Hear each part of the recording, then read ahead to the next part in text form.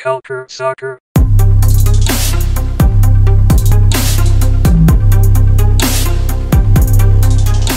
Bonjour à tous, chers auditeurs, on est de retour sur Culture Soccer et on est pour une deuxième semaine de suite avec Patrice Bernier et Adi Raphaël. Bonjour Adi, comment ça va ?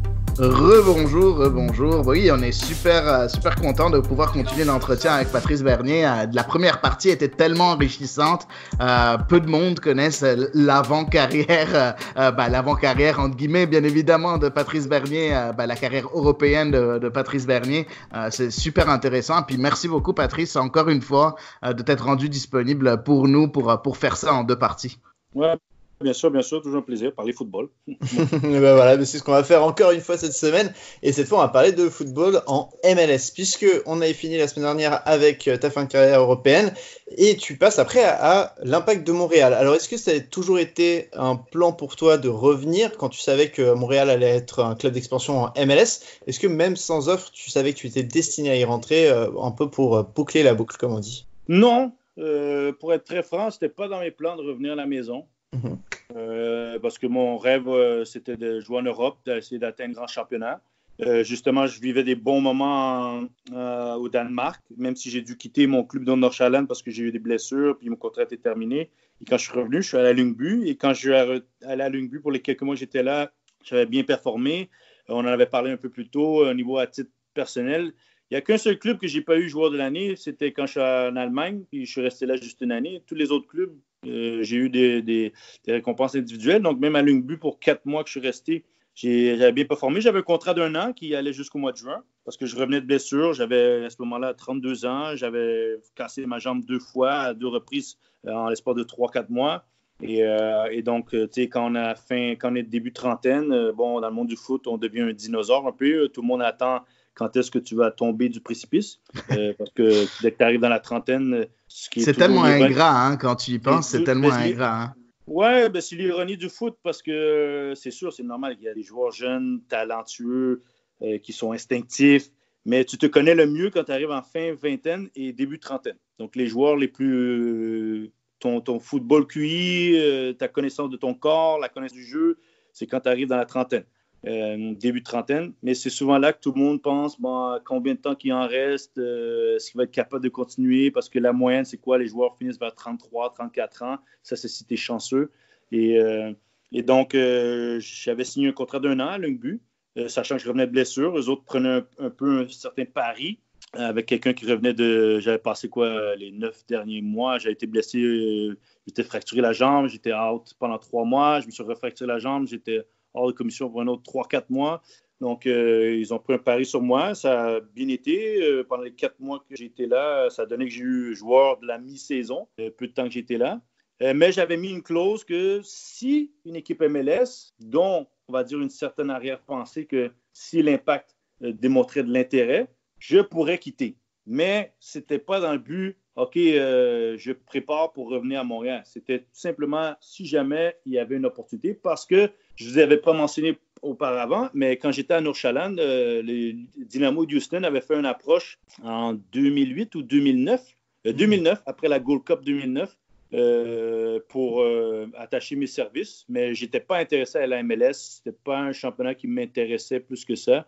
J'étais en Europe et au Danemark, je trouvais que le football je me liais au style de football qui se pratiquait au Danemark, puis je me disais que c'était beaucoup plus propice pour moi de sortir du Danemark et d'aller à un autre championnat que de retourner à MLS, parce que là, peut-être que je considérais que c'était fini l'Europe. Mais voilà, à Lyngby, en performant, finalement, l'Impact nomme officiellement son coach, Jesse Marsch. On commence je pense le repêchage d'expansion se fait au mois de novembre, au mois d'octobre de cette année-là, en 2011. Et je reçois un coup de fil que je ne m'attendais pas, parce que je ne vais pas vous cacher, j'avais parlé avec Nick DeSantis pendant l'été, quand j'étais blessé en 2011, mais je ne lui ai pas parlé dans le but de revenir. C'était tout simplement, le club n'avait pas encore eu le OK d'être la prochaine franchise en MLS, mais c'était dans les semaines qui arrivent.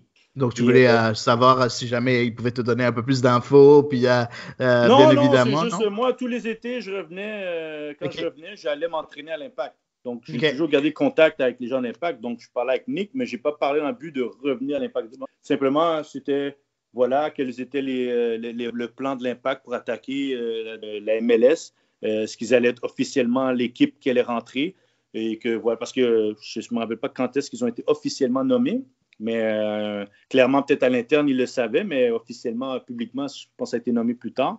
Donc, j'avais parlé, mais ce n'était pas parler pour revenir jouer à l'Impact, c'est simplement parler de, voilà, j'étais à l'extérieur, comment je me sentais, comment les autres à l'Impact ça se déroulait avec l'obtention de la possibilité de rentrer dans la MLS en 2012. Et comme j'ai dit, quand j'ai reçu mon coup de fil, quelque part au mois d'octobre, je crois, au mois d'octobre 2011. Et coup de fil, Nick au tout départ, Nick DeSantis m'avait appelé pour me dire que j'étais un joueur qui était sur une des listes. Il me mentionnait qu'il était sur une liste, mais voilà, qu'il fallait attendre que le coach soit en place pour voir, parce qu'on ne voulait pas nécessairement forcer la main à un coach pour dire hey, un tel joueur doit revenir jouer à la maison, parce que le coach a son mot à dire. Ah oui, tout de suite après que Nick m'ait parlé, je reçois un coup de fil de Jesse Marsh qui me dit qu'il s'apprêtait à venir en Europe voir des joueurs et qu'il voudrait s'asseoir, avoir un face-à-face et parler un peu avec moi, que mon nom avait été mentionné, qu'il me connaissait un peu, mais qui aimerait ça voir un peu, échanger un peu plus pour voir si j'avais de l'intérêt et en même temps peut-être que lui, s'il avait un vrai intérêt pour moi. Et il est venu à Copenhague, on s'est assis, puis j'ai vu quelqu'un qui avait des bonnes idées, qui avait joué dans la ligue, qui avait coaché un peu en tant qu'entraîneur adjoint l'équipe nationale américaine et qui semblait très précis et très clair et avait beaucoup de conviction de qu'est-ce qu'il voulait mettre comme philosophie et comme équipe en MLS. Donc, ça m'a piqué la curiosité un peu. Je ne vais pas dire que c'est à cause de ça que, je reviens à Montréal, mais je sentais que son discours était positif. Et bon, ça t'a donné envie, quoi. Ben, tu sais, bon, voilà, on va se cacher. Quand tu es un joueur, tu parles avec le coach, tu parles avec le sportif, tu aimes ça savoir le projet. Tu sais, je sais que c'est l'Impact de Montréal, mais c'est pas c'est qui le coach. Tu veux savoir où est-ce qu'on s'en va avec ça. Puis il semblait très clair, ses convictions étaient très bien. Et je sentais que c'était un monsieur qui voulait vraiment installer sa façon de faire, sa façon de jouer ou de voir le foot jouer en MLS. Donc, ça m'a piqué la curiosité. Et puis, quelque part, au mois de novembre, il a commencé à avoir des pourparlers. Là, ça commence à avancer un peu plus, parce que là, on se parlait plus régulièrement. Mais en avançant dans les conversations, il y avait du va-et-vient. Et quand je suis revenu au mois de décembre à la maison, moi, je ne croyais pas que j'allais être à l'Impact de Montréal des jours plus tard.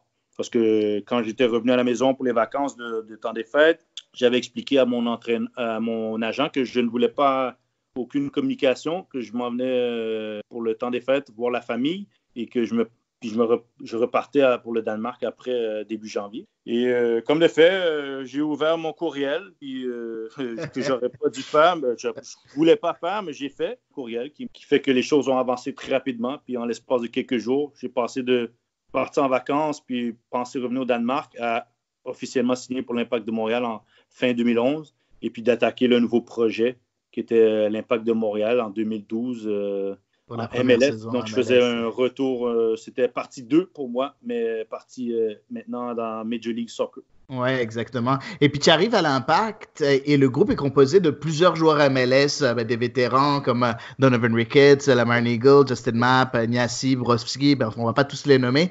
Il y avait quelques joueurs de NASL, de l'ancienne équipe de l'Impact avec Asun Kamara, Evan Bush, Sebrango par exemple. Et puis quelques joueurs étrangers comme Felipe, Matteo Ferrari, Nelson Rivas. Le tout était dirigé, comme tu l'as dit, par un entraîneur. Oui, il a été assistant, mais c'était son premier emploi en tant qu'entraîneur-chef. Est-ce que tu étais confiant au début de la saison? Au début de la saison, l'effectif n'était pas au complet. Est-ce que tu trouvais que c'était un peu trop court ou est-ce que tu étais confiant? Est-ce que les joueurs autour de toi te donnaient confiance à ce moment-là? Tu es conscient aussi que, voilà, si on crée une équipe, c'est pas une équipe qui existait il y a 6 mois ou il y a 1 an. C'est pas comme si j'embarquais dans une équipe et que j'étais juste une pièce qui s'ajoutait. C'était une équipe qui se créait pour rentrer dans sa première saison MLS. Même si le club existait déjà, l'équipe n'existait pas. C'est vrai. Comme vous l'avez mentionné, c'était beaucoup de joueurs repêchés d'autres équipes de la MLS. À travers les semaines, des Matteo Ferrari se sont rajoutés, des Bernardo Corradi. Voilà, à ce moment-là, il y avait des anciens de la NSL. Je me rappelle, il y avait Nevio Pizzolito qui était là, Eduardo Sambrengo, Reda Gouram, il y avait Mircea Eliu, qui avaient tous fait le grade pour monter, pour essayer de prendre une place. Et après ça, tu avais Davy Arnaud et compagnie. Mais tu sais, on avait vu qu'on était une nouvelle franchise, on avait de préparation, donc on a eu 8 semaines. Et en plus, on a voyagé parce qu'on est allé au Mexique, on est allé en Californie, on est allé en Floride, à Orlando, avant de commencer la saison. Donc, je savais que ça allait être difficile, mais je m'étais dit, il y avait beaucoup de joueurs d'expérience. Tu avais Justin Mapp, Davy Arnaud, Matteo Ferrari, Nelson Rivas. Oui, vous avez mentionné Philippe, mais Philippe a 20 ans à ce moment-là, 21 ans. Effectivement, il est tout jeune et c'est un pari. Hein. C'est un pari qui mais vient... il y avait quand même beaucoup d'autres joueurs qui avaient de l'expérience. Fait que tu te dis, quand j'ai appris à connaître Davy Arnaud et certains, tu vois qu'il y avait de la qualité. Mais là, de créer une équipe, d'avoir un noyau, d'avoir une cohésion, un synchronisme, ça prend du temps. Et en plus, vous l'avez mentionné, un entraîneur, que c'est sa première prise en charge d'une équipe. Donc, même s'il a des philosophies, des idées, il ne les a jamais vraiment testées. Les joueurs qu'il a, c'est les premières fois qu'on fait contact ensemble. On était une trentaine à un moment donné, là, parce qu'on a fait des coupures jusqu'à temps que l'équipe soit réduite à ce qu'est l'équipe de départ de saison. Donc, tu avais des joueurs qui arrivaient d'Europe, d'Amérique latine, d'expansion de la MLS. Et puis d'autres qu'on parlait, les premiers DP, joueurs désignés, on en parlait, mais on ne savait pas c'était qui. Donc, il y avait tout ça qui allait se rajouter. Et donc, oui, je savais que ça allait être difficile, mais j'avais 32 ans. Tu as l'expérience, tu te dis, bon, on m'amène parce que j'ai l'expérience que je dois porter sur le terrain. Moi, je sais que j'ai joué dans différents clubs, j'ai joué avec beaucoup de jeunes joueurs.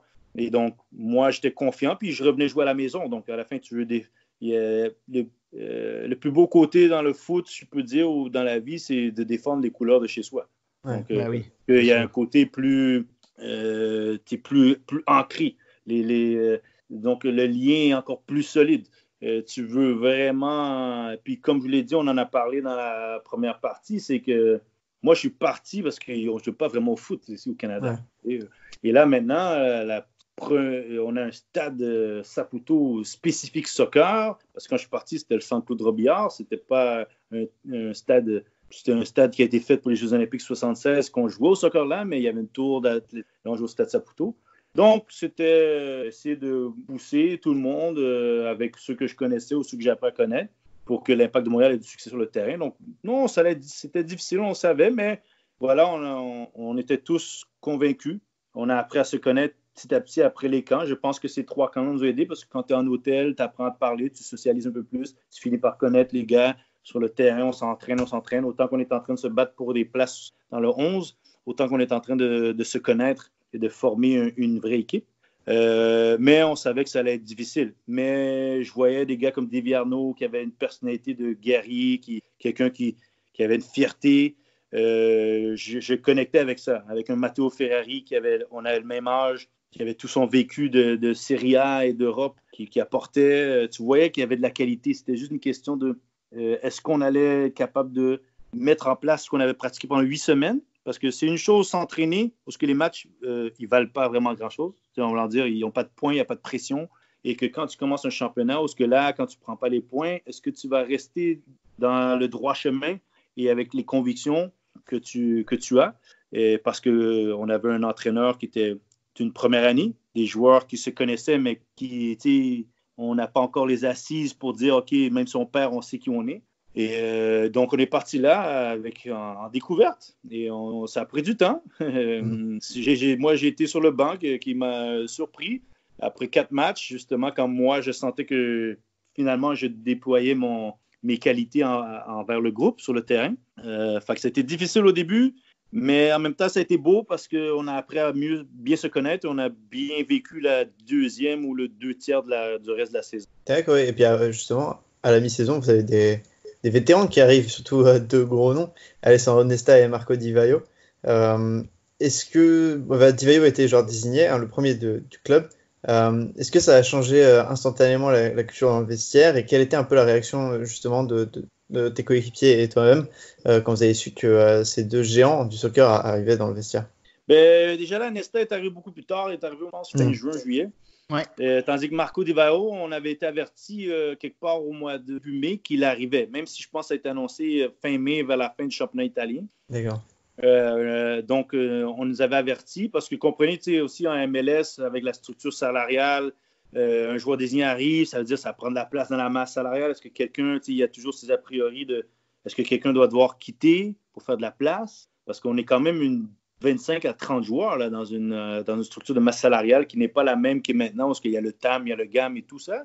Et donc, quand Marco est annoncé, les joueurs, ceux qui suivent la Serie A connaissent c'est qui. J'étais avec Matteo Ferrari, donc on connaît bien, et Bernardo Corradi. Et on connaît bien Marco Di Vaio arrive, mais Marco n'arrive pas avant juin parce qu'il finit la saison, il prend un peu d'une petite pause le temps qu'il arrive. Et l'équipe, je pense qu'elle commence à prendre forme fin mai, début juin, justement à l'arrivée du Stade Saputo, ou du premier match au Stade Saputo, parce qu'on avait joué au Stade olympique toute la première partie quasiment. Et quand on est arrivé au Stade Saputo, Marco est arrivé, l'équipe commençait à prendre sa confiance, puis là au Stade Saputo, contre les Sounders de Seattle, on fait un super match, on gagne 4-1, et Marco rentre, arrive tranquillement, prend ses marques. Mais oui, là, pour moi, c'était pas étrange parce que j'étais en Europe. Donc, j'avais croisé certains des grands clubs en jouant en Europa League.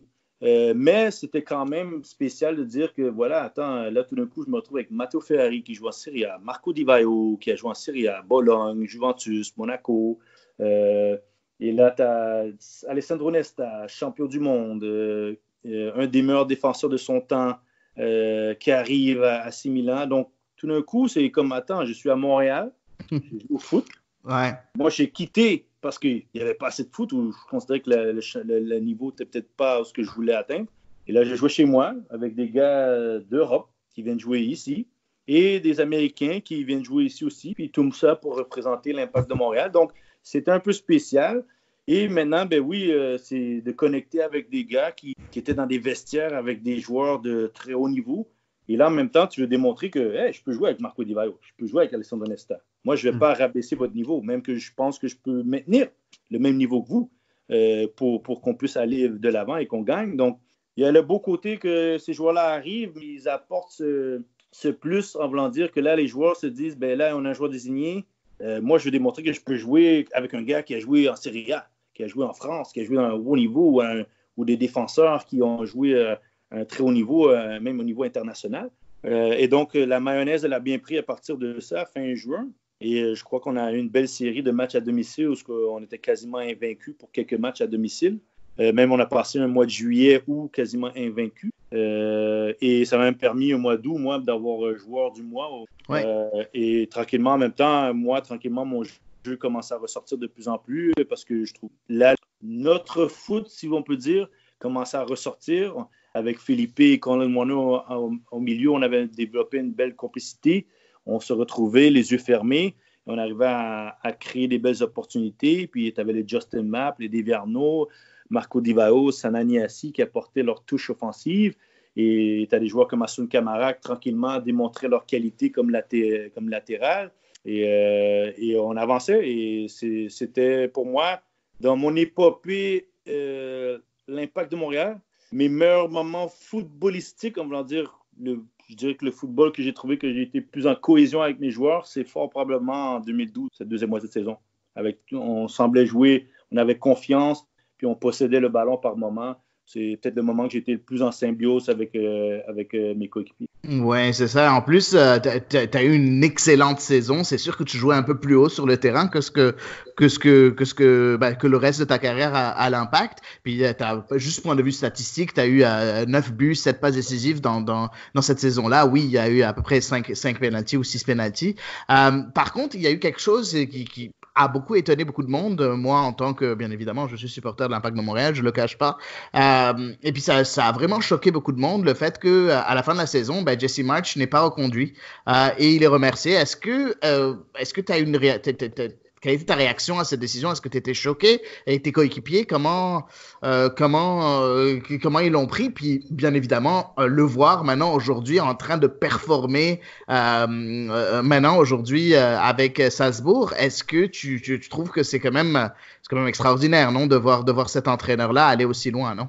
Écoute, dans cette année-là, comme vous l'avez mentionné plus tôt, c'était un entraîneur qui arrivait avec ses convictions, mais qui était à la première fois à la barre d'une équipe, qui a tout ce que tu as dans la tête, parce que maintenant, en étant un entraîneur, maintenant, tu vois, tu as une philosophie, tu as quelque chose que tu veux mettre en place, mais des fois, ça prend du temps. Puis avec une équipe qui n'existait pas nécessairement ensemble, qui n'avait pas été ensemble depuis très longtemps.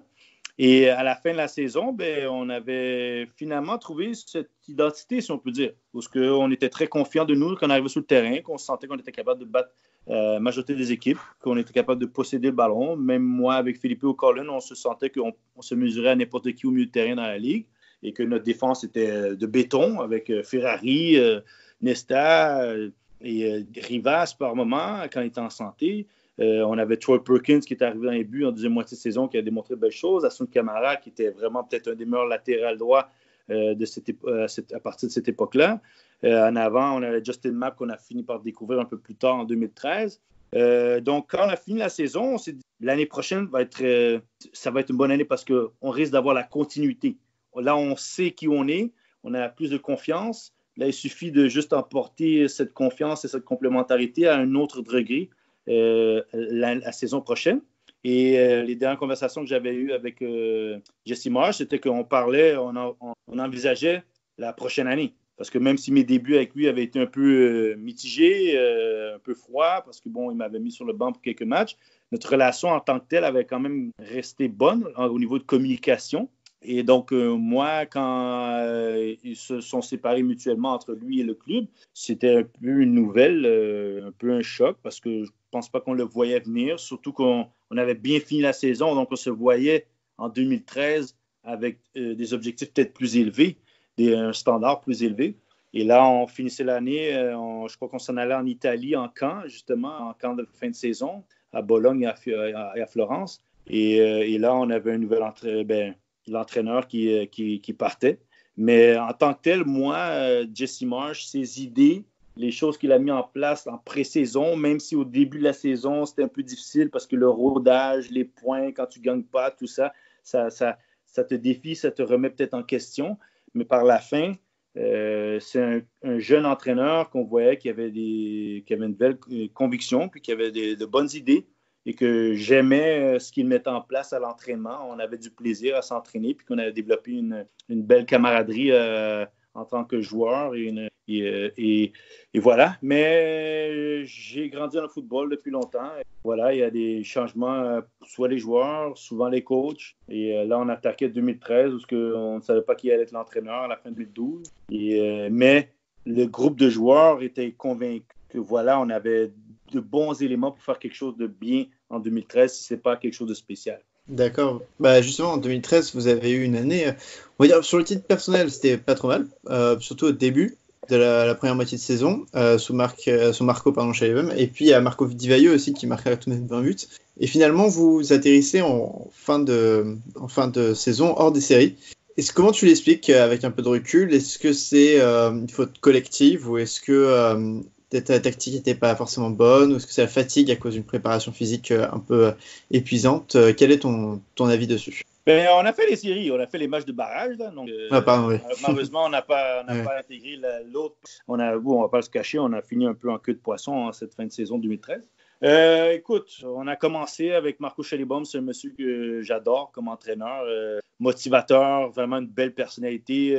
Si vous l'avez vécu en 2013, si vous étiez là, c'est vraiment quelqu'un de charismatique. Oui. Et on a commencé la saison, comme l'a dit, moi j'étais tout feu tout flamme. Marco Di Vaio, on dirait que tout ce qui frappait marquait. Il a marqué, je pense, dans la première moitié de saison, il a fini avec 20 buts, 21 buts, donc il a marqué de 3/4 de ses buts dans la première moitié de saison quasiment. Il y avait une belle course avec Jack McInerney à ce moment-là. Et tout allait bien. Voilà, tactiquement, on se sentait bien. On était un bon bloc. Bon, on m'avait reculé de position après une super année offensive, mais on me permettait de devenir plaque tournante, mais de plus reculer, un peu partir le jeu de derrière. Fait que la première de ces saisons, on a bien fait. Même qu'à un moment donné, on était premier dans l'association de l'Est, deuxième dans tout le championnat, je pense, quelque part au mois de juin. Mm-hmm. On a engrangé beaucoup de points. On avait des matchs en retard, justement. Et qu'est-ce qui est arrivé en deuxième moitié de saison? Oh, c'est jamais une chose. C'est le facteur de plusieurs. Là, est-ce qu'on a toujours joué les mêmes 11 régulièrement, plus âgés? Est-ce qu'on aurait pu faire un peu plus de rotation? Est-ce qu'on s'est vu trop beau parce qu'on était haut du classement? Maintenant, on se frottait avec le Sporting Kansas City, qui était une équipe on savait qui faisait les séries année après année, puis qui était convoité à être un challenger pour la Coupe MLS. Et on disputait des matchs contre eux autres d'un haut niveau, puis on sentait qu'on était des égaux. Est-ce qu'on s'est vu trop beau? Parce qu'en mi-saison, on avait déjà accumulé 40 points par quasiment la mi-saison. Donc, est-ce qu'on se disait, imagine à ce moment-là, 60 points, 61 points, tu étais premier dans ta conférence, dans ton association. Donc, après ça, ben voilà, est-ce qu'on aurait pu changer la tactique, mes formes? Là, les blessures commencent à engendrer. Moi, c'est mi-août, j'ai eu une blessure, j'ai arrêté de m'entraîner, je ne m'entraînais plus. Même si on m'a vu jouer, je ne m'entraînais plus. Là, je jouais sur une jambe là, à partir de mi-août jusqu'à septembre, même qu'à la fin, je n'ai pas joué la fin de la saison, je ne pouvais plus courir. Puis même, j'ai eu une opération au genou à la fin de l'année. Voilà. Puis là, après ça, quand ça arrive, ces moments-là, quand tu es un joueur leader, que ce soit moi-même ou d'autres, tu vas en faire plus. Des fois, tu vas en faire plus, mais le faire plus, c'est pas nécessairement toujours mieux pour l'équipe. Parce que peut-être que quelqu'un qui normalement aurait joué une 2 veut faire le dribble seul pour faire la différence. Parce que on était dans un nuage. On va pas dans un nuage, on était dans un brouillard. On était dans un brouillard, dans une moitié où tout ce qu'on avait bien fait après un mois de saison semblait être un peu perdu. On était très fort défensivement, on arrivait à contre-attaquer rapidement, on arrivait à bien combler le ballon. Et quand tu dis les joueurs n'arrivent plus au même niveau de forme, et quand je dis mes formes, je parle de rythme, je parle de performance de haut niveau. Moi, j'ai baissé de régime, après ça, je me suis blessé, d'autres, et compagnie. Et tout ça, c'est tout arrimé au même moment. Et en même temps, les joueurs qui jouaient moins, eux autres avaient moins de matchs, moins de rythme. Et donc, on leur demandait maintenant de faire la différence quand ils n'ont pas joué pendant 3-4 mois, parce qu'on jouait souvent, même 11. Donc il y avait un manque de rotation, selon toi, Patrice, à un moment donné, peut-être au début, quand ça allait super bien, il y avait ce manque de rotation-là qui a fait en sorte que ceux qui devaient prendre la relève en deuxième partie n'ont pas pu le faire, hein? Ouais, peut-être manque de relève. Puis n'oubliez pas, cette période de la MLS, qui est encore couramment maintenant, mais maintenant, il y a de plus en plus d'équipes qui ont 15, 16, 17, 18 joueurs, où ce que tu te dis, bon, quand ils font la rotation, l'équipe ne change pas trop. À cette période-là, quand tu changeais 1 ou 2, 3 joueurs, l'équipe ne semblait pas jouer pareil. Est-ce que c'est par rythme de match? Parce que les habitudes, quand tu as toujours les mêmes 11 qui jouent, les autres, le temps de prendre le rythme du groupe, des fois, c'est pas tout à fait évident. Et on avait des jeunes joueurs, Andrew Wenger, il y a des joueurs comme Paponi, qui était un marqueur de but, qui était supposé nous aider, finalement blessure après blessure. Justin Mapp, blessure après blessure. Si je m'appelle bien, Davy Arnaud, il a une commotion cérébrale qui l'empêche de jouer au football pendant 50 jours. Donc lui, le temps qu'il se remette en forme, c'est arrivé au mois d'août quand il est revenu, qu'il s'est remis à jouer. Donc plusieurs trucs arrivaient en même temps et perdre des matchs, un à la suite de l'autre, qui n'était pas à l'habitude au départ de la saison, parce qu'on commence la saison, on bat Seattle à Seattle, on bat Portland à Portland, on bat Kansas City à Kansas City. Donc là, c'est vraiment le tout. Puis oui, on a pu dire, est-ce qu'on a pu faire une rotation plus tôt? Mais quand tu gagnes, est-ce qu'on ne change jamais quelque chose qui va bien? Mais quand ça va mal, est-ce qu'on change ou est-ce qu'on attend que ça revienne? Donc, il y a plusieurs trucs. Est-ce que le groupe, parce que oui, on avait des joueurs, beaucoup de joueurs au-dessus de l'âge de 30 ans. Est-ce qu'on avait besoin d'un peu plus de jeunesse qui apportait un peu plus de fougue par moment? Voilà, il y a toutes sortes de questions qu'on peut se poser à ce moment-là. Peut-être que si on avait joué un peu plus les joueurs de second plan, si on peut dire, et ils auraient pu rentrer et nous permettre de passer à travers ce brouillard, cette période creuse où on arrivait simplement même plus à gagner par la fin de la saison. Et puis c'est le but de Carl Ouimet contre Philadelphie. Et puis on finit la saison où on perd contre Toronto à l'extérieur. Et ils sont contents parce qu'ils sentent qu'ils nous ont éliminés des playoffs. Et c'est Thierry Henry qui marque 3 buts contre Chicago, qui nous passe parce que Chicago finalement finit au même nombre de points que nous. Et nous, on a, je pense, une victoire de plus. Une victoire de plus, je pense, ouais. Donc, voilà. Donc, plusieurs choses sont arrivées en fin de saison. Donc, voilà. Et puis, voilà, comme je l'ai dit, quand tu arrives en fin de saison puis tu perds, ben, tu viens plus crispé, tu veux faire plus, mais est-ce que tu devrais faire plus? Est-ce que tu vas juste rester à ce que tu es bon à faire? Puis, et là, voilà. Et puis, certains cadres ont commencé à tomber, dont moi-même, n'étaient plus aussi présents. Donc, voilà. C'est comme une locomotive qui part, mais tu ne mets pas la bonne huile dedans. Donc, exactement. Elle peut plus trop avancer. Exactement. Et puis, malgré cette fin de saison qui était quand même un peu amère, cette saison-là, il y a eu... l'Impact de Montréal est passé par plusieurs gros matchs, bien évidemment, depuis qu'il a rejoint la MLS et bien avant. Mais par contre, il y a un match qui revient souvent. Il y en a 2 ou 3 qui reviennent assez souvent quand on parle aux fans de l'Impact de Montréal. Puis tu as expérimenté un de ceux-là lors de la demi-finale du championnat canadien face à Toronto. Une défaite au match aller sur le score de 2-0.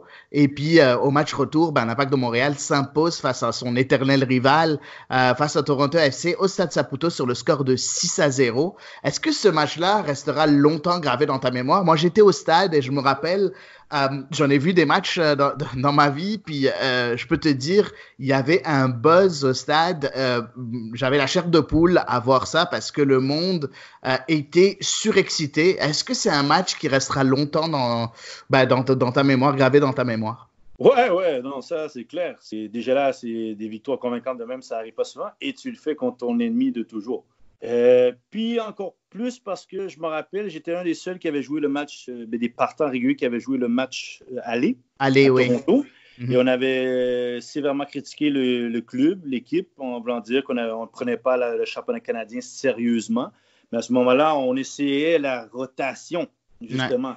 Faire jouer les Callum Wallace et les Andrew Wenger et compagnie. Je pense Andrés Romero aussi faisait partie de l'effectif à ce moment-là. Il venait juste d'arriver. Et là, on a perdu 2-0 là-bas. Donc, on a eu de la pression du public qui ne prenait pas. Parce qu'oubliez pas, tout le monde pense à 2009, la Ligue des champions. Donc, et là, quand on revient à domicile, on se dit on doit jouer on ne s'attend pas à ce qu'on va gagner 6-0. Mais on doit faire un bon match pour au moins combler le déficit de 2-0. Et je me rappelle bien, le match commence, et je ne me rappelle plus c'est qui se blesse, parce que Marco Di Vaio ne commence pas le match, mais il doit rentrer dans la première mi-temps. En fait, c'est après le deuxième but, parce que c'est Paponi qui marque le deuxième but, puis c'est lui qui se blesse, et Di Vaio remplace Paponi. Justement, Paponi qui n'arrivait pas à rester hors de l'infirmerie cette année-là, mais qui arrive, et Di Vaio rentre. Justin Mapp connaît un match exceptionnel, je ne sais pas s'il a 2 ou 3 passes décisives. Marco Di Vaio marque 2 buts, et les buts en pile, un après l'autre, puis nous on se dit il faut en mettre plus, et ça devient une fête. Il y a de ces matchs que tu joues dans une carrière où tout va bien. On dirait que dès que tu vas à l'attaque, l'occasion arrive, ça finit au fond du filet, tu contrôles et tu as mis, comme un boxeur, tu as mis l'adversaire dans les cordes et il ne sait pas s'en sortir. Et voilà, c'était un match. Non, ça, c'est un match que j'oublierai jamais. Tu reviens, tu gagnes 6-0. Je ne me rappelle pas exactement, je me rappelle parce que Marco Scheibon était très content, très heureux parce que justement, lui aussi, il vivait la pression qu'on lui avait dit qu'il ne prenait pas ça au sérieux. Puis que voilà, il avait dit moi, je m'entraîne des joueurs le lundi au vendredi. Le metteur en scène met les acteurs sur le terrain. Et puis le samedi, c'est les acteurs qui doivent faire le spectacle. Et voilà, on fait 6-0. C'est un match de milieu de semaine, mais on fait 6-0 et puis voilà. Puis c'était un match où tout allait bien. Là, c'est là que peut-être ce match-là aussi, tout le monde s'est dit « Wow, l'Impact, là, quand ils veulent, ça peut être ils sont capables. Toute une équipe. Ça peut être toute une équipe. » Quand tu as les Justin Mapp, Marco Di Vaio qui sont en pleine forme offensivement, les flémèches, elles partent et puis ça devient un feu d'artifice de but. Donc, c'est un match spécial. Ça, je ne peux pas oublier ce match. Ça, quand tu rentres au vestiaire, non seulement tu as la victoire, parce que tout athlète, tout compétiteur aime la victoire, mais quand c'est contre ton ennemi, toujours. Et moi, je me rappelais un peu parce que je regardais ce fameux match du championnat canadien que Toronto avait gagné, je crois que c'est 7-1 ou 6-1 au Stade Saputo, qui avait permis à Toronto de justement gagner le championnat canadien au Stade Saputo quand l'Impact était en USL. Donc, je me rappelais de ce match-là. Moi. Et donc, moi, en tant que Montréalais, je sentais que ça permettait de mettre un pansement sur ce match-là et de créer un nouveau souvenir aux partisans d'une victoire 6-0 contre ton adversaire de toujours, ton ami de toujours, Toronto FC, chez toi. Il n'y a rien de plus spécial, il n'y a rien de plus beau que ça. Ouais. Et après cette belle victoire en championnat canadien, la saison d'après, elle sera un peu plus compliquée. Sous l'entraîneur Franck Lopas, vous êtes dernier du classement MLS. Est-ce qu'à ce moment-là, tu te poses des questions sur non seulement ton avenir au club, mais surtout ton avenir un peu professionnel en général, puisque tu n'étais pas tout jeune à ce moment-là? Non, moi, à aucun moment, je pense à ma carrière, parce que je sais que physiquement, je tiens bien la route. Mais bon, 2013, j'étais conscient. 2013, je me fais opérer au genou. Fait que je savais que 2014, le début allait être un peu plus compliqué. Mais bon, on change d'entraîneur, on commence pas bien la saison. J'ai juste fait 2 semaines et demie, 3 semaines de pré-saison cette année-là parce que j'avais eu une rechute, mais pas à ma blessure, mais physique au départ de la saison. Et là, tout d'un coup, tu précipites ta pré-saison pour départ de la saison. On commence pas aussi bien. Et puis l'équipe va pas bien non plus. Hein. C'est pas juste toi, hein, c'est toute l'équipe. Ouais, on a perdu des cadres. Nesta est parti. Davy Arnaud plus là. Non seulement c'était des bons joueurs, mais c'était aussi des cadres. Même si j'étais là, c'était ma première année de capitaine en plus. Donc, mais tu as toujours besoin d'un noyau de joueurs qui sont ensemble, qui sont forts, qui ont de la personnalité. Parce que quand ça va moins bien, tu as toujours les autres pour aider. Et donc, quand tu en perds 2 et ils ne sont pas remplacés, je sais qu'il y a beaucoup de jeunes qui arrivent. Mais tu perds des joueurs qui étaient on part en 11 clairs. Et là, tu ne sais pas c'est qui va reprendre leur place. Ouais. Et après ça, voilà, un nouveau coach commence la saison. C'est une nouvelle philosophie, une nouvelle façon de faire, un nouveau discours. Et quand tu ne commences pas avec des bons résultats, c'est jamais bon. Et puis là, par la mi-saison, personnellement, moi, je savais un peu que la saison était pliée parce que aller gagner 2 matchs d'affilée pour combler des points, c'est difficile. C'était difficile. Et pourtant, cette saison-là a quand même été importante parce que c'est là que vous avez commencé à construire le noyau de la saison 2015, la fin de la saison 2014 avec le début de cette fameuse épopée en Champions League pour après continuer en 2015 les rondes suivantes et continuer aussi en MLS où ça allait beaucoup mieux en 2015. Par contre, le plus important, c'était cette Champions League-là avec la finale contre le club américain à Montréal. Est-ce que tu peux nous parler de ton expérience en Champions League avec des joueurs qui, comme j'ai dit, ont été recrutés, certains en 2014. On parle par exemple de Dili Duka et bien évidemment de la venue de Nacho Piatti qui venait juste d'être signé en 2014. Tout ça ont permis, ce noyau-là a permis à l'Impact de Montréal d'aller extrêmement loin dans cette compétition continentale. Peux-tu nous en parler un peu de cette épopée-là? On va pas aller étape par étape. J'aimerais juste avoir un sens général de ce que toi tu as ressenti durant toute cette épopée-là, avec bien évidemment peut-être le but de Porter dont tout le monde se rappelle. En tout cas, tous ceux qui ont suivi l'Impact de Montréal connaissent l'importance de ce but-là de Cameron Porter en quart de finale contre Pachuca. Ouais, bon, c'est parce que ça commence en 2014. Oui, c'est une année noire. Moi, une année que j'oublierai jamais. Mais voilà, c'était aussi la dernière année de Marco Di Vaio. Donc, on voulait bien finir pour lui. Et voilà, on a gagné la Coupe canadienne, championnat canadien, une 2e année d'affilée. Il nous a permis de rentrer dans la Ligue des champions de phase des groupes parce que ça n'existe plus, la phase des groupes. Et Nacho Piatti est arrivé, mais on ne savait pas encore si Nacho Piatti allait être Nacho. On pouvait voir l'entraînement qu'il avait un talent, il était doué avec le ballon. Mais lui aussi est tombé au combat, blessé vers la fin de la saison aussi. Il avait des douleurs au genou. Mais on se qualifie pour des quarts de finale. Donc, la fin de l'année 2014, qui est la fin de l'ère Di Vaio, si on peut dire, finit sur une bonne note de permettre au club d'arriver en quart de finale. Donc, le message, c'était OK, la saison MLS, elle est un peu foutue, mais au moins, en Ligue des champions, on pourrait commencer la prochaine année avec quelque chose de spécial. Surtout que le club avait juste été une fois, et qui était en 2009. Et donc là, on finit bien l'année 2014. On se qualifie, finit premier de notre groupe. On va en quart de finale. On sait qu'on va affronter Pachuca en 2015. Et là, il y a un changement d'effectif, un nouveau cycle, parce que vient l'arrivée de Laurent Simon, Nigel Rioco, Marco Donadel, Domenico Duro, Victor Cabrera, Bakary Soumaré. C'est un nouveau cycle. Là, à la fin, il reste que de 2012, il reste moi, Justin Mapp, Assun Kamara, Evan Bush devient numéro 1. Callum Malles, certains des rescapés 2012, même ceux qui ont été repêchés, ne sont trop là. Ouais. Donc, c'est tout un nouveau cycle qui commence. Andrés Romero a fini de meilleur joueur en 2014, donc on apprend qu'Andrés a beaucoup de potentiel. Et on rentre 2015 avec un nouvel effectif, un nouveau groupe. Même coach, mais une nouvelle équipe au complet. Parce que là, je vous ai nommé, c'est 8, 9 ou 10 gars, plus on a échangé Philippe, on a eu Eric Alexander, Ambroise Oyongo qui est arrivé que 2-3 mois plus tard, Eric Kronberg, donc Cameron Porter, on ne savait pas encore qui il était, mais il avait été repêché.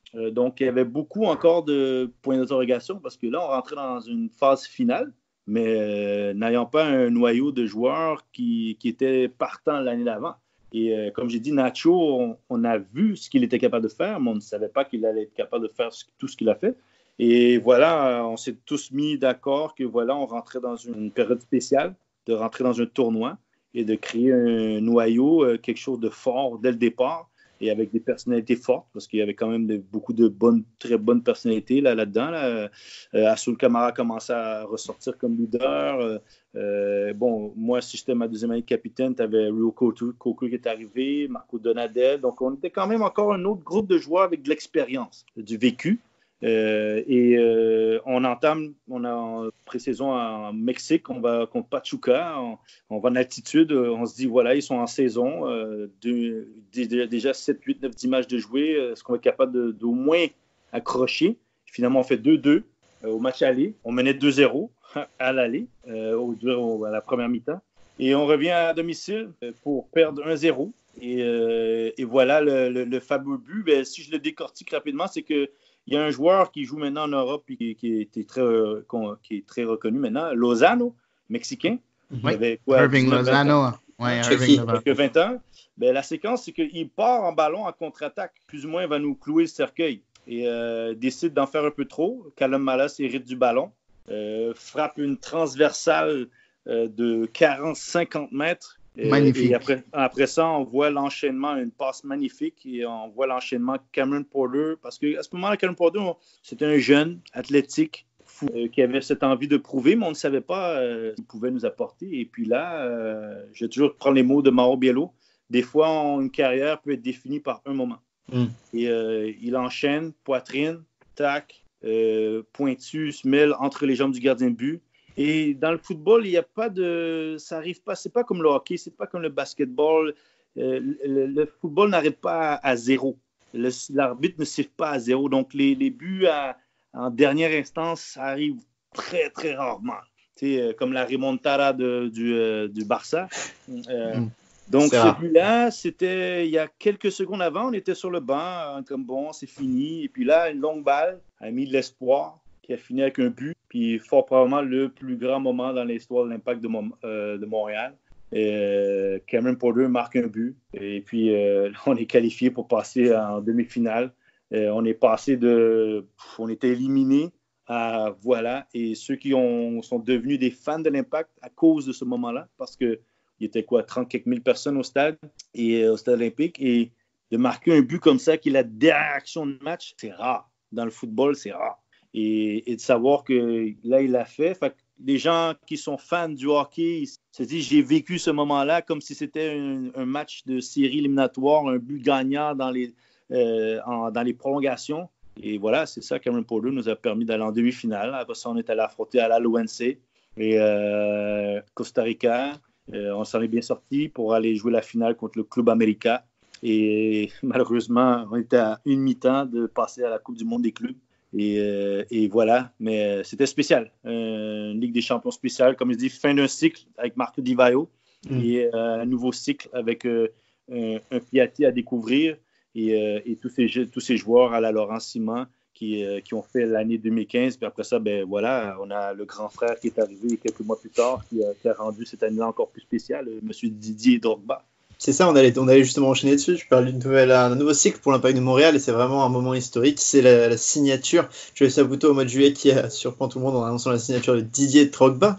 Alors comment tu nous parlais de Divayo déjà qu'il fallait faire attention de ne pas se laisser prendre la place et pas tu parlais de rester, même si tu es une légende du foot, de rester un petit peu humble et de pouvoir jouer avec lui tous les jours au soccer. Comment ça se passait avec quelqu'un de l'envergure de Didier Drogba? Ouais, l'ironie, c'est qu'à Montréal, on a quand même eu de grandes figures du soccer. L'entraîneur du moment, c'est une autre grande figure, mais on a eu des grandes figures. Ouais. Et voilà, Divayo est parti. Nacho Piatti, on voit qu'il a quelque chose. Mais là, profil mondial, star mondial, footballistiquement, Didier Drogba arrive. Que vous avez vu l'accueil que les gens lui ont donné à Montréal.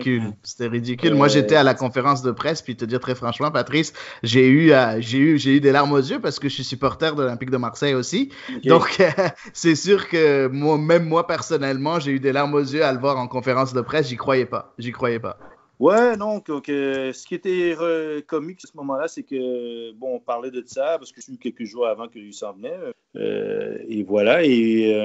Mais la phrase qui m'est toujours venue, c'est quand il est venu, je ne crois pas que tout le monde savait quelle ampleur que Didier Drogba avait mondialement par sa présence, par sa prestance, par son charisme. Et pas juste son aspect de joueur, parce que pas tout le monde a vu le fabuleux destin de Didier Drogba.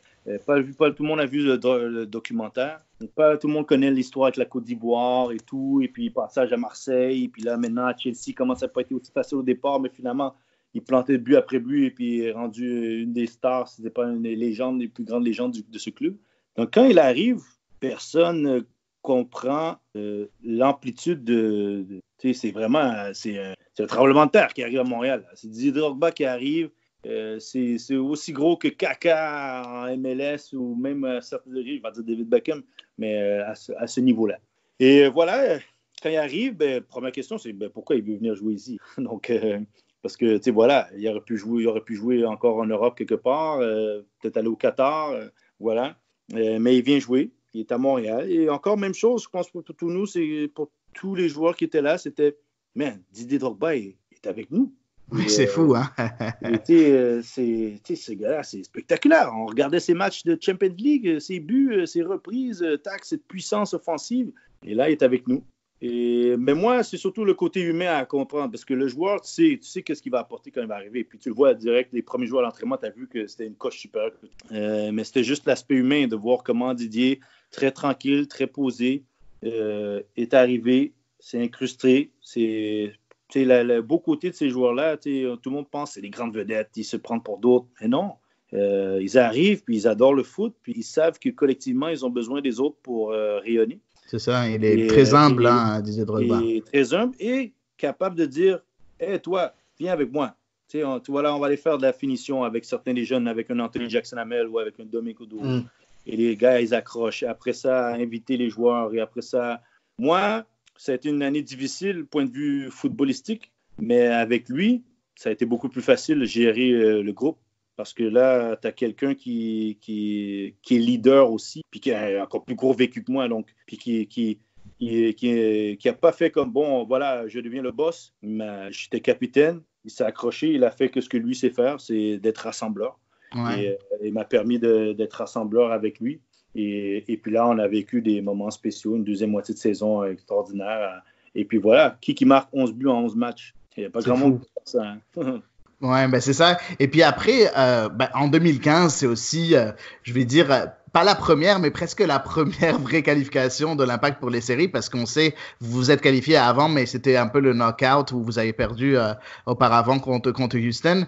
Puis lors de cette première, surtout au Stade Saputo, c'était la première fois que l'Impact de Montréal jouait au Stade Saputo.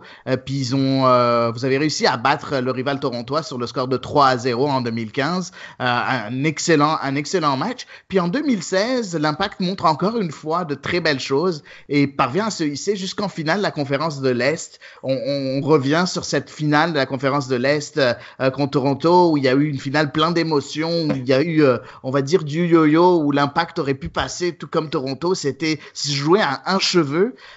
Est-ce que pour toi, je veux pas qu'on parle un peu de ce qui s'est passé avec l'Impact de Montréal parce qu'on en a parlé des millions de fois, mais est-ce que pour toi, cette équipe de Toronto, quand tu la vois, je sais que c'est difficile à dire, mais est-ce que pour toi, beaucoup de personnes pensent que c'est la meilleure de l'histoire de la MLS? Est-ce que c'est quelque chose c'est un avis que tu partages? Est-ce que c'était une équipe aussi bonne que ça et est-ce que tu penses que l'Impact qui est passé à un cheveu de battre Toronto était à ce niveau-là aussi, aurait pu être comparé à cette très très grande équipe qui a gagné la MLS Cup dans ce temps-là? Non, en 2016, ils sont perdus. Non, ils sont perdus en 2016, ouais. 2016, je te dis non, c'est pas la meilleure équipe dans l'histoire. 2007, ils l'ont prouvé, ils ont une saison superbe, là. Tu peux rien leur enlever. Ils ont été très forts et ils ont monté en puissance. Je pense que la claque qu'on leur a donnée en 2015 les a peut-être réveillés un peu, mais voilà. On va se taper en tant que Montréalais, on va se taper dans le dos, on va dire c'est nous autres qui nous avons poussés dans la bonne direction. C'est ce que je fais tout le temps sur le podcast. À chaque fois qu'on essaie de me reprendre, je me tape dans le dos de temps en temps. Je me tape, je dis bon, c'est nous qui vous avons poussé, on vous a stimulé la motivation nécessaire, la claque qu'il fallait pour vous réveiller. Non, en 2016, moi, je suis très croyant qu'on peut. Moi, je crois qu'on aurait pu les battre. Voilà, est-ce qu'on a mal géré le premier match? Oui, on ne va pas se cacher, on menait 3-0 après 60 minutes. Donc, voilà. Même quand le match retour, on égalise, on marque, on met 3 buts, coup de pied arrêté. On aurait pu mieux gérer le match sur le terrain pour ne pas encaisser. On a défailli. C'était une bonne équipe. Est-ce qu'ils étaient plus en mission que nous? Peut-être. Mais je pense qu'en 2016, moi, mon plus grand regret dans l'uniforme de l'Impact de Montréal, c'est cette saison-là. Pas juste la défaite, parce que 2016, c'était quelle sera la première équipe canadienne à aller en finale de la MLS. Et c'était en nous et eux.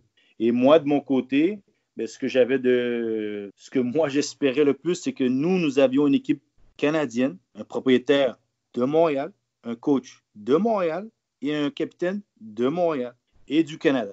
Et ça, je ne sais pas si ça va jamais se répéter, je pense pas. Et donc, ça aurait été encore plus beau si on a été en finale cette année-là puis gagné. Mais bon, voilà. Mais en 2016, non, j'ai rien envie à Toronto aussi. Est-ce qu'ils ont mérité? Oui, ils nous ont battus. Ça, je suis capable de dire, lever mon chapeau, dire vous nous avez battus. Mais je ne dirais pas en 2016 qu'ils étaient imbattables. Puis là, après avoir perdu en finale, ça leur a donné une autre claque pour leur permettre en 2017 de se dire, nous, on ne va pas répéter les mêmes erreurs. Et là, en 2007, vraiment, une équipe qui était partie avec une réalité de tout rafler. Mais c'est une équipe qui a monté en puissance 2015, 2016, 2017 et c'est instauré. Bon, voilà, OK, on ne va pas se cacher, ils ont investi beaucoup d'argent dans certains joueurs aussi, mais bon, voilà. Fait que 2017, oui, belle équipe, mais 2016, non.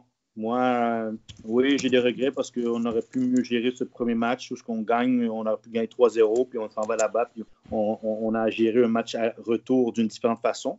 Mais 2007, ouais, voilà. Puis nous, on n'a pas fait les séries. Nous, on est un peu dans une période creuse et eux autres, ils ont continué à monter en puissance. Ouais, exactement. Fait que chapeau à eux autres, mais voilà, c'est Toronto. Je ne vais pas trop parler plus de ça que les autres. Tout ce que je sais, c'est que 2015, voilà, un moment spécial de leur donner premier match au Stade Top Tour, une petite claque. 2016, ça a été une super rivalité. Pour moi, c'est la plus grande rivalité en MLS. Pour beaucoup de monde, hein. Pour beaucoup de monde, même que... Ces matchs-là, 100 000 personnes ont regardé ces matchs-là assis. Et après ça, les meilleurs codes d'écoute d'un match de foot au Canada, sur 2 équipes canadiennes. Donc voilà, les gens ont compris qu'est-ce que c'était Montréal contre. Exactement. Et en fait, beaucoup de personnes partagent ce que tu viens de dire, même des personnes qui ne sont pas supporters ni de Toronto ni de Montréal. On voit sur les analyses de la MLS, souvent ils disent c'est une des meilleures, si ce n'est la meilleure rivalité en MLS entre Montréal et Toronto. Mais bon, effectivement, c'était quand même un match qui nous a fait vivre de très très belles émotions, même en tant que fan de l'Impact de Montréal. Moi, personnellement, c'est un match dont je me rappelle, oui, il y a cette fin amère, bien évidemment, sauf que c'est un moment que j'ai vécu que je vais très difficilement oublier. Puis juste après, en 2017, malheureusement, les choses ne se passent pas comme prévu sur le plan collectif. Et c'est ta dernière saison au club. Malgré la défaite lors du dernier match de la saison, tu marques un but sur penalty devant tes parents qui, eux, sonnaient la cloche qui symbolise si bien cette ville. Parle-nous, parce que je sais qu'à un moment donné, tu as les larmes aux yeux, bien évidemment, surtout quand tu te fais remplacer. Tu remarques, est-ce que directement, tu as directement remarqué la finalité, la fin de cette carrière sur le coup, ou est-ce que ça t'a pris du temps, ou parce que tu as eu une réaction quand même assez immédiate? Oui, parce que bon, pour beaucoup de monde, quand ils regardent, pour moi, c'est un rêve. J'ai joué professionnel, je viens du Québec, je suis né ici, j'ai joué au hockey. Beaucoup de monde m'ont dit pourquoi tu as lâché le hockey, tu avais plus de chances de faire une carrière. Mais mon rêve, c'était de vivre du foot. Et quand j'ai arrêté, c'était pas juste la carrière professionnelle qui arrête, c'est le petit gamin de 5-6 ans qui joue au foot, que son père lui a raconté des histoires sur le Brésil, et puis qu'un jour, il a réalisé que peut-être qu'il peut faire ça comme professionnel. Et puis là, tu dois te réveiller. Là tu sors, je sors, mais je me réveille. Moi, je sors des nuages où je vivais pendant 18 saisons professionnelles, pendant 34 ans d'existence, parce que j'ai commencé avec l'âge de 4 ans. Donc, toute l'année, je me suis préparé parce que j'ai dit que j'allais prendre ma retraite à la fin de l'année, au début de l'année. Donc, c'est rare. Là, d'habitude, les gens, ils le font après réflexion, blessure, l'équipe change. Voilà, moi, j'ai passé une année à tout le monde me dire tu penses que tu peux jouer une autre année? Ouais, j'aurais pu jouer une autre année, peut-être même. Mais non, je voulais arrêter sur mes termes. Et voilà, j'ai eu la chance de jouer chez moi. J'ai commencé chez moi, j'ai fini chez moi, où le club est devenu un club de premier plan, Major League Soccer. Je suis parti parce que le football se jouait ailleurs. Je suis revenu parce que le football se jouait chez moi. Et j'ai la chance d'être capitaine. Donc, puis j'ai passé une semaine, là, on a parlé de la dernière de Patrice Bernier. Donc, tu essaies de tout refouler pour concentrer sur le match. Même que mon speech d'avant-match était terrible parce que, bon, je suis tombé à pleurer à réaliser que c'est mon dernier match. T'sais, on te dit toute ta vie, joue tes matchs comme si c'était ton dernier, mais là, tu réalises. Et puis là, oui, quand Mauro m'a demandé quand est-ce que. Je parle de Mauro Biello, là, pour être clair, pour ça. M'a demandé quand est-ce que je voulais sortir. Puis ça donne, je sors à la 81e, 82e minute, là, 85 minutes. Et voilà, je réalise que c'est la fin. Je ne pourrais plus être joueur de soccer professionnel. Je ne vais pas rêver d'être joueur de soccer professionnel. Il n'y a pas de retour. Tu te réveilles, puis la vraie vie commence, comme on peut dire. Parce que moi, quand tu joues au monde du foot, on est privilégié. Tu fais un métier, mais c'est ta passion. C'est qu'est-ce que tu fais depuis que tu es tout petit. Les joueurs de foot, on est des enfants. On est des enfants payés à jouer au foot. Et c'est pour ça, des fois, c'est peut-être difficile de les gérer aussi, les joueurs de foot. Mais on est des enfants qui vivent réellement de la même façon, du même rêve que tu avais quand tu étais jeune ou que tu as regardé la télé, tu as un moment de regarder la Coupe du Monde 86, dire un jour, peut-être que je peux faire comme Maradona, dribbler 6 gars. Et puis là, je joue mon dernier match et je réalise que j'ai réalisé mon rêve. Donc ouais, j'ai pas joué pour FC Barcelone, mais je suis devenu professionnel dans les conditions d'un pays que le sport numéro 1, c'est le hockey. Et puis je joue au foot dans une équipe de premier plan à Montréal, chez moi, où je suis né. Et j'en étais capitaine. J'ai eu la chance de vivre des beaux moments avec des super joueurs, des super coéquipiers, des joueurs de premier plan. Et tout ça à Montréal. Et donc, c'était spécial et c'était émouvant. C'était difficile. Je ne regarde même pas ce match-là parce que mais c'était spécial. Et voir que l'impact est rendu où ce qu'il est maintenant et que le soccer est rendu où ce qu'il est, je suis content. Justement, dans cet impact, tu as eu un rôle à l'académie, puis après, là, tu es un des assistants de Thierry Henry, et il est plutôt heureux, il t'arrive pas d'éloge sur ce que tu fais. Est-ce que tu es content qu'il ait fait appel à toi? J'imagine que oui. Pour le rôle, je savais déjà que j'étais dans le staff, c'est juste que je ne savais pas qu'il allait être coach. Donc, j'ai su qu'un coach, quand Thierry m'a appelé pour me dire qu'il allait être coach. Donc ça a facilité de savoir que tu vas travailler avec quelqu'un que tu connais, quelqu'un qui a une passion pour le foot qui est débordante, qui a une connaissance. Bon, c'est sûr, vous n'avez pas la chance, le privilège de jaser avec Thierry, là, mais c'est quelqu'un qui a fait vivre des gros moments au foot comme joueur. Et là, la possibilité d'entraîner avec lui, c'est spécial parce que, comme je l'ai dit, à Montréal, on a eu Drogba, Divaio, Ferrari, Nesta, Rivas, Piatti, Simon, Drogba. Et là, on a Thierry Henry. Et tu me dis, il y a 30 ans, je me regardais dehors, voir la neige, jouer en bottes d'hiver avec balle de tennis dans la neige, dire, bon, je joue au foot parce que j'aime ça. Mais voir le foot être avec tous ces stars planétaires. Est-ce que je vais avoir cette chance-là? Non. Et là, je suis dans le staff avec quelqu'un qui a marqué le foot et qui a marqué le foot comme joueur et qui essaie de marquer le foot comme coach. Et c'est spécial de dire que ce gars-là, je le regardais Arsenal jouer contre Manchester United, marquer tous ses buts, gagner la Coupe du Monde à 20 ans. Et là, j'entends avec lui de moments, d'anecdotes qu'il me donne du monde du foot que lui connaît, puis des moments que nous, on avait vécu ici en MLS. Donc, c'est spécial, mais c'est ça, c'est le foot, c'est mondial. Maintenant, le foot, c'est pas juste de l'autre bord de l'Atlantique, c'est un va-et-vient. Ouais. Ouais, effectivement. Et puis maintenant, c'est sûr, bien évidemment, on parle de Patrice Bernier, bien évidemment, avec l'Impact de Montréal, où on a tendance, en tout cas, on n'a pas encore abordé l'équipe nationale parce que tu as 54 sélections avec l'équipe nationale. Tu as fait tes débuts en 2003 avec la République tchèque en équipe nationale. C'était un match amical ou que tu as disputé. 54 sélections. Est-ce que tu regardes, je ne veux pas parler de chacune de tes apparitions, mais je veux plus parler de ce qu'on voit de Équipe Canada maintenant. Petit à petit, on voit cette génération dorée, beaucoup de monde l'appelle la génération dorée de l'Impact de Montréal, même s'il y en a eu d'autres, bien évidemment, surtout en 2000. Pourquoi tu penses que cette génération, elle arrive maintenant? Est-ce que c'est grâce au centre de formation, les académies des clubs de la MLS, par exemple? Ou est-ce que c'est votre travail à vous, les joueurs, qui ont des joueurs comme toi ou Atiba Hutchinson et plein d'autres, Thomas Radzinski ou Saltieri, bref, beaucoup de joueurs, on va pas tous les nommer. Ou est-ce que c'est le travail de ces cadres-là qui, au fur et à mesure, ont permis de réveiller la flamme chez ces jeunes-là afin de former cette génération dorée qu'on voit ici? Qu'est-ce que tu penses d'où elle vient, cette génération dorée, selon toi?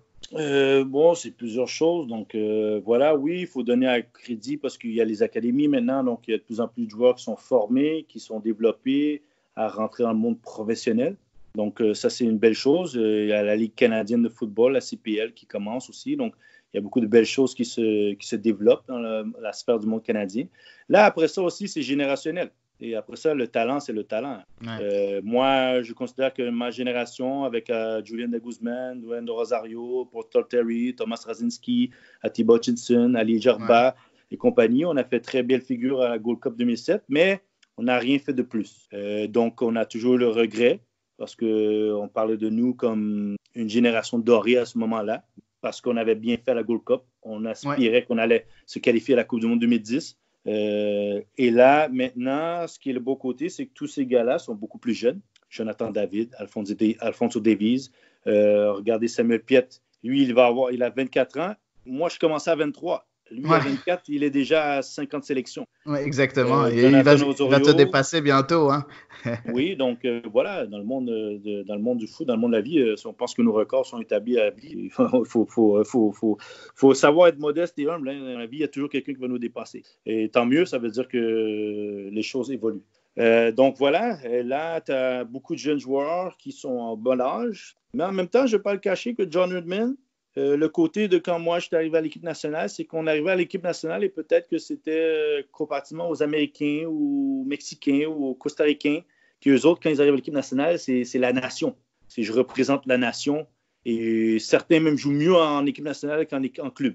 Tandis que nous, ça a toujours été, on jouait mieux en club que peut-être en équipe nationale. Et on n'arrivait jamais à fusionner pour vraiment mettre tout ce talent et le démontrer match après match dans des qualifications ou des matchs de haut niveau. Et je dirais que pour avoir rencontré John Herdman, pour avoir vu son plan, j'aurais aimé jouer pour un gars comme ça. Il prêche le bon discours, fait comprendre qu'il y a une culture à développer, une culture du maillot, une culture de jouer pour son pays. Et que là, il a une belle génération de jeunes joueurs qui commencent. Certains sont un peu plus vieux, mais ont encore beaucoup à démontrer. Et il peut bien travailler à eux. Et tu vois que petit à petit, il a ancré les choses, il a travaillé les choses, il a instauré une philosophie, une façon d'être, une façon de se comporter, une culture et une mentalité. De dire que c'est pas à cause des Canadiens que quand tu vas sur le terrain, que l'autre équipe adverse, ils sont naturellement meilleurs que toi. Et que c'est à toi d'enlever ce complexe qu'on a au Canada, de dire qu'on n'est pas un pays de football, fait que les autres, quand on joue contre, c'est normal que le Costa Rica nous bat. Non, c'est pas normal. c'est normal que le Mexique nous bat. Non, c'est pas normal. Oui, c'est de très bons pays, mais il faut qu'on arrive là à être capable de se mesurer contre eux autres et de faire... et là, il l'a instauré avec une belle génération de jeunes joueurs qui vont commencer tôt et qui vont peut-être probablement être là pour une décennie et on espère se qualifier. Mais là, c'est une belle génération dorée, mais ils doivent se qualifier. Parce que moi, je sais que j'ai été fait partie d'une belle génération, mais on ne s'est pas qualifié. Donc, on a toujours eu des regrets de dire si seulement on avait fait ça ou si seulement on avait là. Là, ils nous ont montré des belles choses à la Gold Cup en 2019. Et là, on espère qu'ils vont pouvoir se qualifier pour 2022 et puis 2026. Et vraiment là, parce que c'est une qualification qui va pouvoir mettre le Canada vraiment sur pas on va dire un piédestal, mais une place de continuité. Parce qu'à chaque fois, on s'est toujours dit « Ah, ça va être eux » et on fait un pas en arrière. « Ah, ça va être eux » et on fait un pas en arrière. Non, on a vraiment besoin de plusieurs pas vers l'avant. Et cette génération-là semble le démontrer. Elle a beaucoup d'atouts et on dirait qu'il y a plus de qualité offensive qu'il y a eu dans le passé. Parce qu'avant, il n'y avait pas assez de profondeur offensive, beaucoup de profondeur défensive. Maintenant, il y a beaucoup de profondeur offensive et pas assez de profondeur défensive. Donc, on va voir. Moi, j'ai beaucoup d'espoir dans cette équipe-là. John Herdman semble être le bon leader de ce groupe. Et puis, tu as des talents comme Alphonso Davies, Jonathan David, et Samuel Piet, Jonathan Osorio, Mark Nekai. Tu as beaucoup Maxime Crépeau qui arrive, gardien de but avec Borjan, et beaucoup de bons, Scott Arfield, beaucoup de bons joueurs. Et, ils ont encore Atiba là, peut-être pour une année ou deux. Et à eux de le maximiser. Parce qu'à la fin, comme on dit au Portugal, la génération dorée, c'était Luis Figo et Rui Costa. Mais c'est Cristiano qui a gagné l'Euro. Et c'est pas supposément une génération dorée. Donc voilà, c'est seulement se qualifier et les résultats qui peuvent confirmer que le statut qu'on a établi présentement. D'accord. Sur ces beaux mots d'espoir, je pense qu'on va finir. Vite fait, à part la santé, forcément, dans ces temps un peu compliqués, qu'est-ce qu'on peut te souhaiter, Patrice, pour le futur? Une carrière d'entraîneur, peut-être? Oui, écoute, j'espère pouvoir vivre des beaux moments encore dans le foot, comme en titre d'entraîneur. Parce que quand joueur, j'en ai vécu des bons moments, mais là, voilà, je suis toujours dans le jeu. J'adore être là, je suis chez moi, je suis dans mon club. Et en espérant que nous, on pourra faire les séries éliminatoires et être une équipe de premier plan à continuité ou s'établir comme un club de premier plan en MLS. Et voilà, pour moi personnellement, j'espère pouvoir apporter mes connaissances sur le terrain et puis espérer un jour faire rayonner ce que je vois dans ma tête sur le terrain avec d'autres qui mettent en place les pensées d'un entraîneur. Donc, en espérant que ça arrive un jour, on va travailler fort pour. On te le souhaite vraiment. Parfait. On te souhaite vraiment. Merci. Merci énormément pour le temps que tu nous as accordé et merci, chers auditeurs, d'avoir suivi quand même tous ces plus de 2 heures d'entretien. J'espère que vous avez énormément apprécié. Merci, Adi. Merci à toi, Antoine, et merci beaucoup, Patrice. C'est très, très apprécié. Sache que moi, je suis toujours derrière le club et à un moment donné, peut-être que tu me croiseras dans les estrades. Je suis tout le temps là, abonné de saison depuis plusieurs années. Donc voilà, tu m'as fait vivre de très, très bons moments à l'Impact de Montréal et c'est vraiment un honneur d'avoir pu avoir cet entretien avec toi aujourd'hui. Parfait, merci monsieur, toujours un plaisir, c'est toujours beau de voir que le soccer évolue, le foot évolue à grands pas de l'autre côté de l'Atlantique pour ceux qui ne sont pas habitués à l'Amérique du Nord. Merci encore les gars. Merci à toi, merci beaucoup et merci chers auditeurs, on se retrouve la semaine prochaine. Ciao.